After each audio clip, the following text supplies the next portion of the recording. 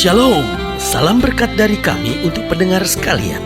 Saat ini pendengar akan diberkati dengan program Hari Ini Harinya Tuhan bagian yang ke-8.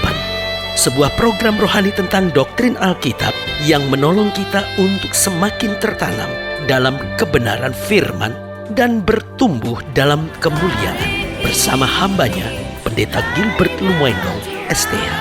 Banyak orang merasa doktrin Alkitab sebagai sesuatu yang membingungkan. Tetapi tahukah saudara bahwa doktrin Alkitab intinya adalah memahami Alkitab dengan benar, dengan pemahaman yang sistematis, sehingga kita terus dapat tertanam di dalam kebenaran firman, sehingga kita terus bertumbuh di dalam kemuliaan Allah. Buka hati saudara sekalian untuk menerima berkat-berkat firman-Nya hari ini. Orang boleh saja tidak percaya bahwa Yesus itu Tuhan. Orang boleh saja bahkan menghujat tentang Yesus dan tidak mengakui keberadaannya. Orang bahkan boleh menyerang kekristenan sekalipun. Orang boleh saja berkata kata-kata makian tentang Yesus. Tetapi hari ini perlu saya tegaskan buat saudara, kita tidak bisa mengubah fakta bahwa Yesus adalah Tuhan. Jangan saudara berpikir ketika Kristus dihujat, ketika Kristus dimaki, dia bukan Tuhan. Saudara yang kekasih dalam Tuhan, bahkan tentara Romawi menyalibkan Yesus, dicambuk Yesus, disalibkan karena mereka tidak mau ada orang lain sebagai raja kecuali kaisar.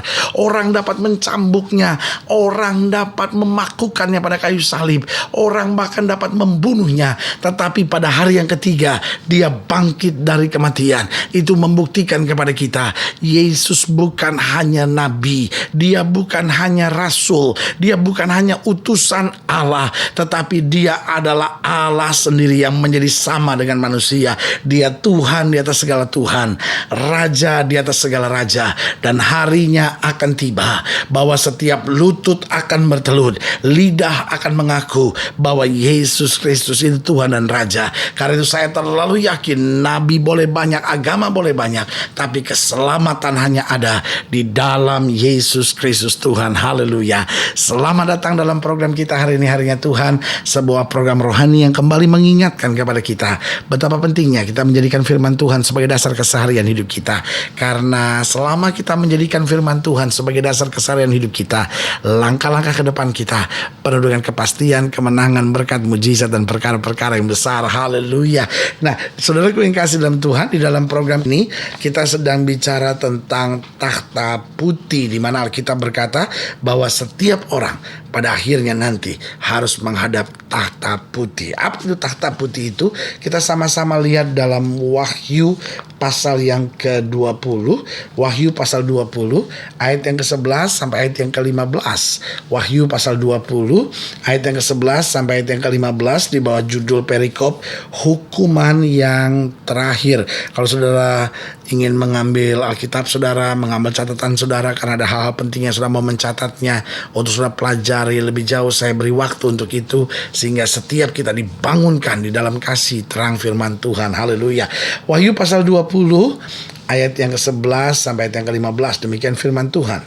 Lalu aku melihat suatu takhta putih yang besar, dan dia yang duduk di atasnya. Dari hadapannya lenyaplah bumi dan langit, dan tidak ditemukan lagi tempatnya. Dan aku melihat orang-orang mati besar dan kecil berdiri di depan takhta itu.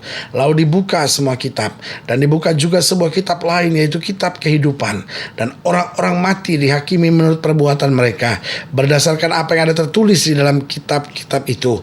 Maka laut menyerahkan orang-orang mati yang ada di dalamnya, dan maut dan kerajaan maut menyerahkan orang-orang mati yang ada di dalamnya, dan mereka dihakimi masing-masing menurut perbuatannya. Lalu maut dan kerajaan maut dilemparkan ke dalam lautan api. Itulah kematian yang kedua, lautan api.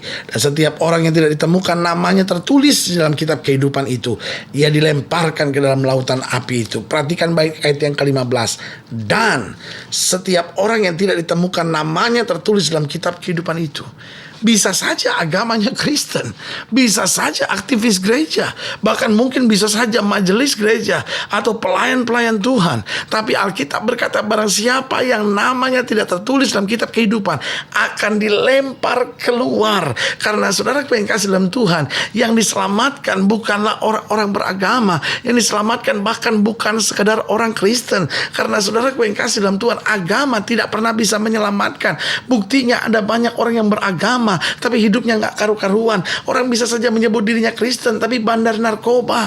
Orang bisa saja menyebut dirinya Kristen tapi kemudian pelacur. Orang bisa saja menyebut dirinya Kristen lalu menjadi istri piaraan. Orang bisa saja menyebut dirinya Kristen tapi kawin, cerai, judi, minum, mabuk, hidup gak karu-karuan. Saudara yang kasih dalam Tuhan, itu bukan Kristen. Agamanya boleh Kristen, tetapi dia bukan pengikut Kristus. Karena yang diselamatkan pada akhirnya hanya mereka yang namanya tertulis, kata Alkitab, dalam kitab kehidupan anak domba. Nah, barang siapa yang namanya tertulis, dia akan masuk dalam kehidupan. Dan Alkitab jelas berkata, barang siapa yang tidak ditemukan namanya tertulis dalam kitab kehidupan itu, ia dilemparkan ke dalam lautan api itu. Oh, saudaraku yang kasih dalam Tuhan, lebih baik kita pastikan diri kita bahwa nama kita tertulis dalam kitab kehidupan itu. Nah, saudaraku yang kasih dalam Tuhan, bagaimana nama kita tertulis dalam kitab kehidupan itu? Alkitab bilang ketika satu orang bertobat, seluruh isi sorga bertembik sorak. Artinya ketika kita bertobat, menerima Yesus sebagai Tuhan dan Juru Selamat, kita dibasuh oleh darah anak domba. Hal yang pertama yang paling luar biasa terjadi, nama kita tertulis dalam kitab kehidupan anak domba. Haleluya. Nah, pelajaran apa yang kita bisa pelajari tentang hal takhta putih ini? Yang pertama, coba saudara lihat ayat yang ke-11. Di ayat yang ke-11 dikatakan, lalu aku melihat satu takhta putih yang besar. Perhatikan baik. Dan dia, Kristus, yang duduk di atasnya. Berarti saudaraku yang kasih dalam Tuhan, di akhir zaman nanti Yesus tidak akan datang lagi sebagai bayi. Dia bukan lagi sebagai pemuda lemah penuh darah akibat dicambuk oleh tentara Romawi. Tapi saudaraku yang kasih dalam Tuhan, pada saat dia datang kembali, dia akan datang sebagai hakim yang adil yang menghakimi bumi.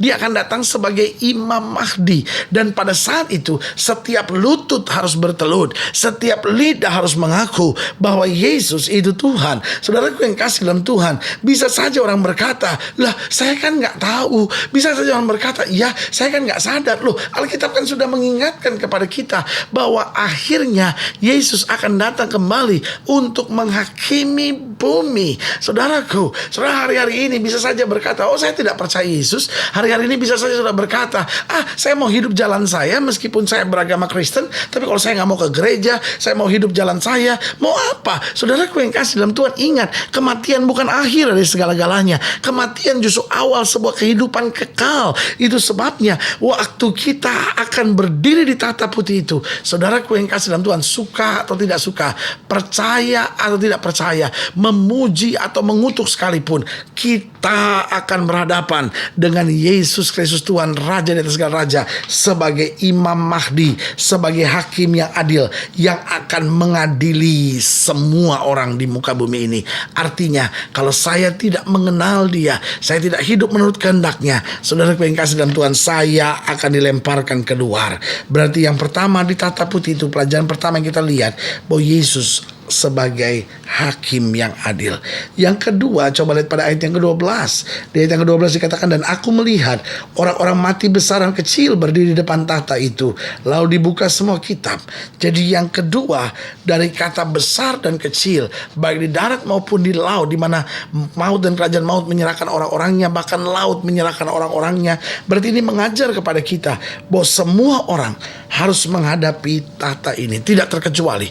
Apakah pemimpin besar, apakah orang-orang yang tidak percaya dan menghujat, apakah orang-orang yang percaya dan menyembah, setiap kita harus menghadapi tahta ini. Saudara boleh saja berdebat dengan saya dan berkata, itu kan cuma keyakinan pendeta. Tetapi ini yang saya mau beritahu, harinya akan tiba di mana saudara akan berdiri di tahta itu. Pertanyaan saya cuma sederhana, sudahkah engkau siap? Kita gak punya waktu lagi untuk berdebat. Kita sudah terlampau banyak berdebat, dan karena terlampau banyak berdebat, akhirnya kita sudah masing-masing berjalan di jalan yang keliru. Tapi sebagai hamba Allah, saya mau ingatkan, mari masing-masing kita Saatnya sudah semakin dekat. Waktunya buat kita bukan untuk berdebat, tapi mempersiapkan diri untuk menghadapi tahta putih, berdiri di hadapan Kristus sebagai Imam Mahdi kita. Dan yang ketiga, pelajaran apa yang bisa kita terima di soal tahta putih ini? Coba lihat pada ayat yang ke-15. Dikatakan, dan setiap orang yang tidak ditemukan namanya tertulis dalam kitab kehidupan itu, ia dilemparkan ke dalam lautan api itu. Berarti setiap orang yang namanya tidak tertulis dalam kitab kehidupan ini akan dilempar keluar. Jadi pelajaran penting kita tentang di tahta putih yang pertama, Yesus akan datang sebagai hakim. Yang kedua, semua orang harus menghadapi tahta ini. Suka atau tidak suka, mau atau tidak mau, siap atau tidak siap, setuju atau tidak setuju, semua harus menghadap. Dan yang ketiga, setiap orang yang namanya tidak tertulis dalam kitab kehidupan ini akan dilempar keluar. Bagaimana nama kita tertulis? Waktu kita buka hati, izinkan Yesus masuk dalam hidup kita. Dia menjadi raja, dia ngatur hidup kita. Paulus berkata, hidupku bukannya aku lagi, tapi Kristus yang hidup di dalam aku. Haleluya. Kalau sudah ingin dilayani lebih jauh, hubungi kami melalui telepon, hubungi kami melalui surat, kunjungi website kami, karena kami ada untuk membawa Bapak Ibu Saudara senantiasa lebih dekat pada Tuhan dan mengalami kasih kuasa mujizat yang luar biasa. Haleluya. Secara khusus melalui program ini saya juga mau berdoa buat setiap saudara yang sakit, setiap saudara yang berbeban berat, karena kita percaya bahwa bagi Allah tidak ada perkara yang mustahil. Nah, saudara-saudara yang ingin didoakan secara khusus, boleh taruh tangan kanan saudara di dada dan kita akan berdoa. Mari kita berdoa. Bapa, dalam nama Yesus hamba doa buat setiap pendengar sekalian, khususnya mereka yang taruh tangan kanan di dada karena beban, karena masalah, karena persoalan hidup, karena mereka membutuhkan kesembuhan. Bapa, hamba berdoa di dalam nama Yesus, Tuhan jamah, sehingga kami semua boleh mengalami jamahan Tuhan. Bahkan kami dipersiapkan untuk menghadapi tahta putih yang besar itu, untuk kami bersama di dalam kemuliaan sampai selama-lamanya. Bapa, hamba berdoa di dalam nama Yesus, Tuhan jamah yang sakit, kuatkan yang lemah, beri penghiburan buat yang susah, sehingga hari ini kembali menjadi hari sukacita dan damai sejahtera. Di dalam nama Yesus kami berdoa. Haleluya. Amin. Saudara yang kasih dalam Tuhan, kita sudah berdoa. Ingat, Allah tidak pernah lalai menepati janjinya. Inilah saatnya buat kita untuk bangkit bersemangat, bersukacita dalam menghadapi segala perkara, karena janjinya ya dan amin. Karena janjinya adalah sumber kekuatan buat kita, dan karena janjinya menuntun kita ke jalan kebenaran. Haleluya. Doa saya menyertai saudara. Sampai berjumpa pada program berikut, dan jangan lupa jadikan hari ini harinya Tuhan. Haleluya.